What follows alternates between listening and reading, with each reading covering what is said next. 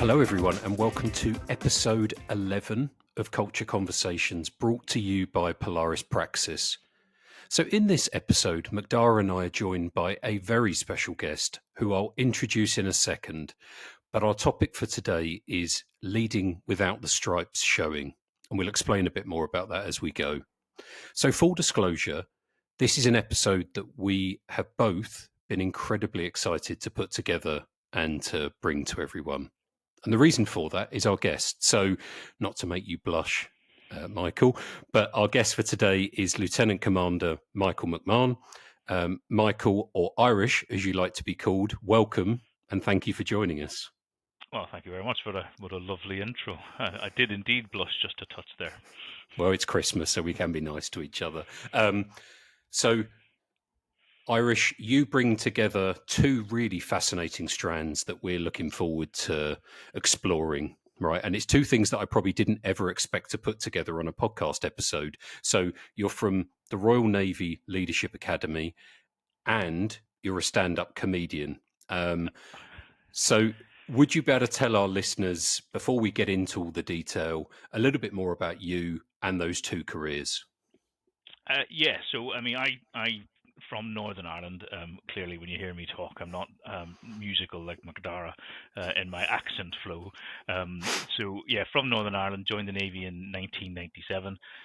It was a desire to get out of I'm from a town called Lisburn. It was a desire to get out, see the world, travel. Right. So it is one Irish trait that I have, is I like to get about the place and visit other countries. And I've been and I joined as a rating, so as an engineer, an aeronautical engineer. Spent most of my time on 771 Squadron, doing search and rescue duties around the south coast. I'm an aircraft carrier person.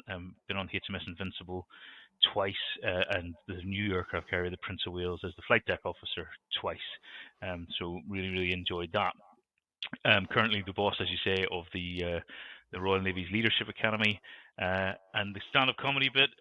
Always thought I was kind of a funny person, and then I basically was talking about it for the millionth time, and my wife dared me to have a go, and it was 2.5 years ago, and I went to a place called the Attic in Totten, which is just on the other side of Southampton, and I did a 5-minute set, and on that night, 3 different promoters signed me up to other gigs, Wow. thinking I was more experienced than I was. But when I said that is literally the first time I've ever done that, they were like, "Okay, we're gonna bring you under our wing." And so now I regularly headline and close shows on weekend clubs and things like that. So it's taken over my life as a pastime. But it's really good fun. Fantastic. So thank you so much for that, Irish. And now we've set the scene. Let's jump in. Okay, so jumping in, Michael, a little bit about your path. I guess what brought you into the Navy and what has kept you there? So bringing me in, it was twofold. It was an Mm. interest in travel and a desire to get out of Lisburn, which is a sort of, I come from a council estate family. Okay. We didn't have much growing up. Mm. So the furthest I'd ever been on holiday was Bundoran, which is just on the other side of the border, not very far away. First time I was ever on a plane was to fly to England to join the Navy. So it was part of that. It was to get out into the world and see more than the hometown had to offer. So yeah, like I said, the beginning, I joined in '97 as an aeronautical engineer. So Mm. I left school with 1 GCSE. It was a B in business studies, so not particularly useful. And I wanted to join the Navy as a chef, but you do the entry exams, and they said, no, you're an engineer. That's how your brain works. That's what you should consider. And I loved it. I did that for 18 years, got as far as chief petty officer, and then considered I could maybe make more of a difference if I go to the officer corps. Mm. So you do an interview, and the interview lasts 2.5 days. It has fitness tests in it. It has practical leadership tasks in it, essay writing, all that kind of stuff, and an actual interview. Did that, passed that, and 3 weeks later was selected as an aviation officer. So we do all those aviation support jobs that the pilots don't do. So running fire stations at airfields, running the survival equipment section, being the flight deck officer on an aircraft carrier, which is probably one of the coolest jobs you can do, because you are you launch F-35 jets off the Prince of Wales, which was really good fun. And I got to deploy with America on the USS Essex for their first ever deployment with F-35. To learn how to do it. So I was the first British FTO to launch an F-35. And the such painful part of that is they had to, just because of operations, they had to take us off the ship into Hawaii. It was a rough day at the office. That was. I had to spend 3 days in Hawaii before flying back to the UK. And they were apologetic about it, the Americans, but we just about got over it. Someone has to do it, I guess. Well, indeed so. And Michael, what's kept you in? The job, the people, just the love for it, the variety. The variety of work is, I'm the boss of the Leadership Academy now, but in a year I'll move on to do something else. And we tend to move every couple of years, so no one really gets stagnant in a role. So you're always bringing a fresh set of eyes. So that's that. It keeps you. I'm a pensionable age now, but I'm trying to build that up so I have a pretty comfortable rest of my life when I do eventually leave. But the people, the Navy is a great place to work, and the friends that you make, you really do keep for life. And being the boss of a school, essentially like a headmaster, every week I get to see these classes of people who are passing out and going back to the front line, buoyed, ready to go, ready to put in the lessons we've just taught them into practice. And most of them are going to get promoted fairly quickly after as well. So it's really, really rewarding as a job. That's fantastic. Thank you. And you mentioned lessons. I guess if you cast your mind back to when you were starting out, what are some of the kind of earliest leadership lessons that you remember and that left their mark on you? Listening is one of the key ones. We do it, religion does it, people do it, treat people how you wish to be treated is the first lesson in leadership, but very, very quickly after that is listening to people, listening to what the actual issue is, because leadership falls in, especially in the military, and I guess it's probably transferable into the civilian world, but when someone comes to you with an issue, it's the thing you immediately react is a desire to fix that issue, and to tell them what the answer is. But that's not always the right way to lead. Sometimes it's the coaching, so you got to figure out which hat am I wearing in this conversation, because sometimes you have to coach someone to the answer by not giving it to them. Just keep asking them questions until they figure it out themselves, because if they figure it out themselves, they'll be more inclined to deal with that. Sometimes it is, this is a problem because that's gone wrong over here, and we've got to get around as a team and figure out how to fix it. So listening is the big thing. It's on really understand what it is that that person wants from you in that moment, and then decide which hat you're putting on. And it can be a multitude of things. And for us, sometimes it's discipline, because they've come to you and they've offered up an issue, but they created it. It's something that you then have to respond a bit more seriously to, and I do that. I had to do that yesterday, as it turns out. But these are the things that but that's it. So the key thing, really, listen to what is being said and figure out how the best way to go from there. That's so interesting, and it is so transferable. All right, we talk a lot in our kind of business around picking up on those sorts of things, and I guess, Irish, in your daily role, I assume you come across people challenges. You mentioned one that you've just had, obviously not wanting you to divulge any top secret information, but could you share the sorts of things that you might come across? So we get everything. So, I've got 8,000 people a year coming through my building. I've got 65 members of staff, and everybody has different problems. So, it's everything, all the normal stuff. You've got medical issues, compassionate issues, things with family, with kids, school, all that kind of stuff. The more serious things, you have. We had the serious crimes unit come to visit us because they needed to talk to people, that were within the building at the time. So you get really serious stuff like that. We have compulsory drug testing, so that's there's no drugs in the Navy, so you have to talk about that. Alcoholism, or people who are just overindulging, and it's an issue. Mental health is a massive thing for us because it's a very stressful thing to a lot of sailors are married to other sailors. Mm-hmm.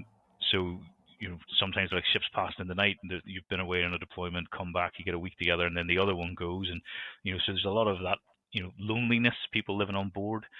So living on board the base during the week, they're just in their cabins all the time, so there's a lot of loneliness issues. So yeah, it's a very, very tricky thing. And yeah, and the thing that I'm talking about from yesterday is and I won't reveal any secrets, but it was a document that was released that had in it information that I should have told my team before that document was ever landed. But unfortunately, they found out the information contained within by reading said document before Right. I had the opportunity to tell them what was going on. So yeah, stuff like that is very, very tricky, because then you have to go, well, I fundamentally have failed as a leader here, and I have to go and look my team in the eye and go, that should never have happened. So I then had to apologize to them for a lack of communication. So yeah, that's another leadership lesson. Put your hands up and own it when you get it wrong. Yeah, that ability to be able to hold the mirror up, to be able to be open and vulnerable with your team, right? Yeah, absolutely, and because they've got to know that you've got their back. That's that's the big thing about being a boss and leading people, is you have to have your team's back. They got to know they can rely on you, and they got to know that if stuff does go wrong, you will look them in the eye and explain it. Yeah. So what about, Michael, the other side of the coin? So Macdara and I have spent a lot of time on previous podcasts, but also in the work we're doing, talking about toxic leadership. I guess what for you, Michael, does that look like in a military context? Well, so toxic leadership is toxic leadership. It doesn't matter who you are, what you're doing. It is a thing. We have a First Sea Lord, and he, for the first time, is a Royal Marine. And there's a viral video of him doing his conference in which he was asked about this, and he talked about it. And he said we need to select people better to try and prevent less people getting to positions of authority who are toxic leaders. But one of the things that I observed from that as I'm saying that, you're nodding your head. Toxic leaders will see that clip of the First Sea Lord.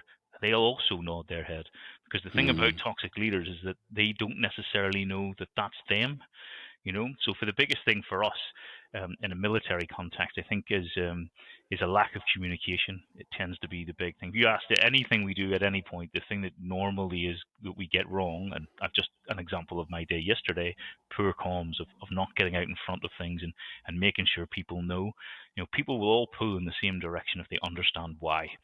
Toxic leadership for me is the do as I say, not as I do angle, not explaining to people the point of what they're doing, just forcing it upon them. Overworking people. We have a saying in the world, but in the Navy, work hard, play hard. That's a thing, but if it's just work hard and that's all you do is pile on, then you are not the leader for me. You've got to get the best out of your people. There needs to be a play hard element. That's and it is so transferable, right? I think obviously the stakes are maybe different and the dynamics are different, but again, we've spoken a lot around, the ability for leaders to be able to recognize and reward and give back and be transparent and communicate openly, right? And I think it's so interesting to hear that how transferable that is to a military context. And in your mind, Irish, when you've been faced with examples or instances of toxicity within leadership or personnel, what's your approach to dealing with it and challenging it? So a reasonable challenge is a thing. It was something that I was doing before the Navy brought it in as a sort of as a policy. Mm-hmm. And I'll give you one example. I'll clearly not be naming names in this. When I was a leading hand, I had a chief, so he's 2 ranks above me. So if you're thinking in more, because you've watched American movies, it's a corporal versus a staff sergeant type scenario. So a very junior guy, and we had a senior guy, and he would brief every morning. He would come out, give the brief, and whilst he was doing it, there was a very slim, very fit, and I mean in terms of she's a fell runner, female lieutenant commander, so far outranks both of us. And he had a very disparaging manner because he didn't get on with her, and he would say horrible things about her in front of us. So we've got a chain of command here. So I'm a leading hand thinking, this is wrong. I've just done leadership training. I know the chain of command, how this works. I've been in the Navy now for a decade. How am I going to stand here, allow this individual abuse this woman? So I didn't. In the first instance, I went and seen him, and his response was to make me duty over the weekend. He was like, so you cannot question me. That was kind of how that was. So this is before reasonable challenge was a genuine thing. So I was like, okay, fine. If I can't question you, then I'm going to go and see the boss, and I'll challenge him with this. And he couldn't believe it. He looked at me like, "Are you can't. I'm a chief. I've just told you no, and that's the end of it. You don't get to go and do." I was like, okay. I left and I went upstairs and I seen the boss, and it was fixed, lots of apologies. We have a thing called reasons in writing. We literally have to write a letter of apology. So she was mega surprised to get that because she didn't know it was a problem to begin with. But now it's an official thing. Haddon Cave. So the Haddon Cave report came out in 2016, in which an aircraft crashed and people passed away because challenge was made and nothing was done about it. So the military have adopted that. So it's not to question everything anybody says to you. It's not every time you give somebody a direction they get to question you. It's for the bigger stuff. It's for things where you go, it feels a bit wrong. I need to, I need to learn more, really, because I've done it. I've done it to people. I've had it done to me, and just because you challenge someone doesn't mean they will change their mind, but it does start that conversation. And we spoke briefly before about this concept of reasonable challenge, Irish. I guess it always feels that there's a bit of a pull-push scenario there, that people in lower positions providing that challenge, knowing when to do so, how to do so, people in the more senior positions knowing how to receive challenge. How do you manage that balance? Again, this comes down to individuals, but it also comes down to how you start the conversation, right? If I'm challenging up, it's because I'm closer to the issue than they are, and that's always how that works. You're a little bit further away from it as a manager of people. So when I challenge up, that's what it's about. It's like you get given a direction, and you go, "Oh, okay." Right, there's reasons why, and the boss might not be aware of this, but there's reasons why that won't work. So I've got to go and challenge the boss about whatever it is that the thing that's going on. But you've got to do it in the right way. You can't come in, go on pointing fingers and calling names and kicking the door open thinking you're John Wayne. You just got to sit down and be polite about it and go, sir, ma'am, fundamentally what you're trying to achieve will not work for these reasons, and sort of have that conversation, because you're closer to it than they are. They simply might not know. The other way is when it happens to you, is be prepared. You again listen. So somebody has taken. It's not an easy thing to challenge your boss. So you have to understand that if you are one, you have to understand that for them to come to you, this must be to them really, really important. And sometimes they'll challenge you, and you can see the nervousness, and it's a massive, but in the grand scheme of things, it's quite a small thing that's going on. So you just have to understand that it is it's a really difficult thing to do for them. So understand that, respect it, and listen to what it is that they're talking about, and accept that sometimes you will change and sometimes you won't, and you'll give them more information. Go, okay, I get it. I could have told you more, and your understanding of this makes that challenge go away. So that's it. Just be prepared to listen and be polite. That's fantastic. I'm going to ask one more question, and then I'm going to hand over to Macdara. So my question is, again, Macdara and I have spoken a lot around psychological safety in professional industries. How does that work in the military? So, creating that environment where people feel psychologically safe to provide challenge, to contribute. So we teach it. There's a lot of leadership training. Clearly, that's what we do. So we teach people about how to be comfortable, what the things that you can challenge, how a workplace works. We have our own discipline system, our own code of ethics, our own ethos. So by instilling that into people, then that you're set up for success. That's the key element. Do we get it wrong? Yeah, of course we do. We're humans at the end of the day, so there are times when it goes wrong. But what we have is a discipline service, a Royal Navy police. So when people get it wrong, we can, interject to that level. we can remove people from service. You never want to get to that place though. So we try to put the barriers in, the lessons, the learnings, and get people to, so that they understand. Because they're all adults, right? We're talking about people of war fighting age. They're all adults, so treat them as such. So treating people like adults, training them properly, and instilling in them that as your boss, I've got you. You're safe here. Let's get it done. Great. So I think it's my turn, George, to step in. Far away. Thanks, Michael. So you talked a bit already about using coaching skills, to help people draw on their own expertise and experience to solve problems. In terms of balancing that leadership versus management when time is against you, and I guess obviously the stakes can be quite high in a military context, how do you manage that, kind of, let's see how you get on and use this as a learning opportunity versus do this now kind of command? So I've been drinking out of this cup. I'm going to put it up. There we go. So that is my epaulette. So that's what a lieutenant commander looks like. Okay. One of the lessons I give is about this. When I talk to people, an epaulette, like, so you are bosses, you've got staff and team and all that kind of good stuff. And when you're doing your day-to-day thing, if your boss comes in and asks you to do something, you do it because that's the job, right? Your boss asked me to do it, so I'll do it. In a military context, the epaulette that I just showed you, that is the best way I can explain it, is because I do not have the time. I do not have the time for whatever the scenario is. Either we're deployed, we're engaged with an enemy, whatever it is, but there is no time. So the epaulette comes to play, and I use the epaulette to get you with a less gold or a lower rank to do it, but do it now. And the command hand comes out. You're like, so people know they're on receipt. They're okay, I'm on receive, and they go and do the thing. But just because you don't have the time in the moment to do it doesn't negate the fact that you can, when you do have the time, you can explain it. So that's what rank really and truly is. It's somebody in that position of authority and power because they're trained to do it. That they are the arbiter of faith. They're the individual, and if they don't have time to explain it, they will just bring out the command hand, get it done. But normally, on a day-to-day, it's just like any other workplace. People aren't running around giving each other orders just because they have rank. It just doesn't work. It's just a noise. It's like working at Tesco.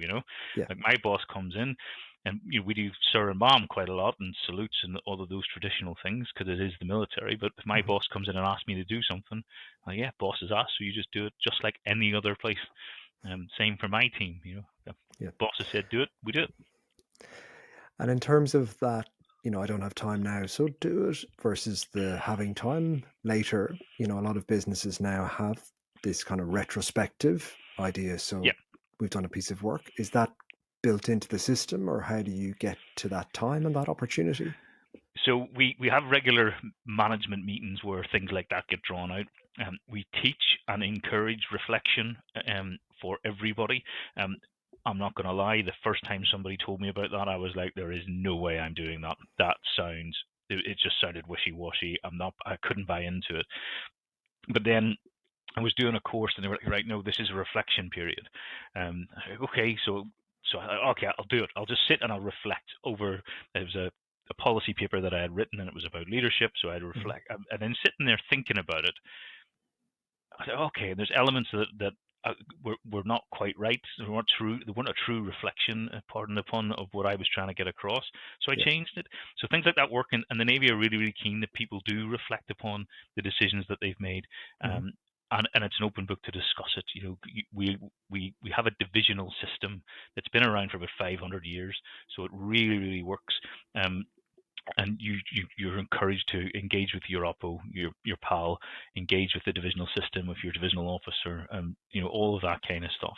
And reasonable challenge buys into that. So if you are given that command hand and you run off and do it, because that's how it works. When you come back, you can go, can we just talk about why that happened that way, so I understand why the alarcity and all that kind of stuff. But sometimes people just naturally do, especially if you're deployed. People are like, if they're like, go. Why, you don't need a discussion about it, so it's, but reflection's a massive thing for us. Excellent.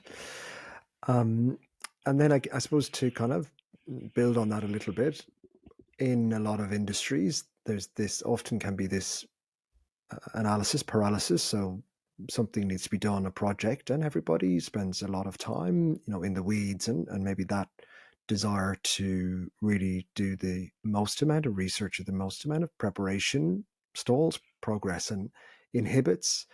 In a kind of military context, how do you make a decision with imperfect information, or make sure that the cost isn't because of the indecisiveness? So we have so that sort of hits me where we live, because no decision is worse than the wrong decision, in my humble opinion. Mhm. After doing this for 28 years, indecisiveness leads to a team of people, whatever, regardless of what the project, the thing, what you're trying to achieve. If you cannot make a decision, you've got a team that, for a start, they don't trust you. They become directionless. Morale takes a massive hit. So even without having the best of information or all of the information, then you still have to make that decision. But the one thing that the military are absolutely brilliant at is adaptability. So when new information comes to light, the plan needs to change. And the good thing about an orders-based structure, and that hierarchy that we have in terms of rank, is that when a change, the ranker comes in the room and goes, okay, new information, this is what we're doing now, and we will change on the hop if we have to, and we will change to make it better. And we're all set up to do that every single day. Yeah. Yeah, I think it's a bit like, the cover teacher, the weak teacher, that, people have a nose for that in terms of an indecisive leader. Automatically, as you say, that just goes through the entire team and organization, and things just fall apart because Mm. people can feel that lack of decisiveness and authority, very quickly. Great.